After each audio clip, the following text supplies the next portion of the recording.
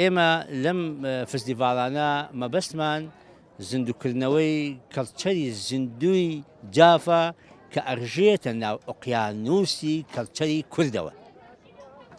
لەمە مەبەستمان ئەوەیە کە بە خەڵک بگەێنین کە نەتەوەی کورد خاوەندی ئەم کەڵچەرە زیندوویە، کەڵچەری ئیقتصادی، کەڵچەری ئەدەبی، کەڵچەری هونەریشە.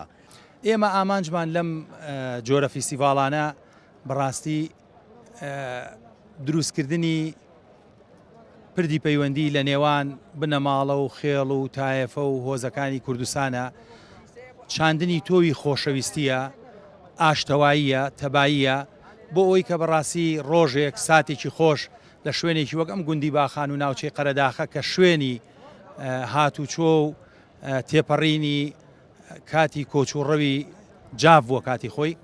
ئەمانوێ ئالێرەوە بە میلەتانی دنیا بڵین ئێمەش میلەتێکی زیندوین، خاوەنی مێژوو کەلتوری خۆمانین.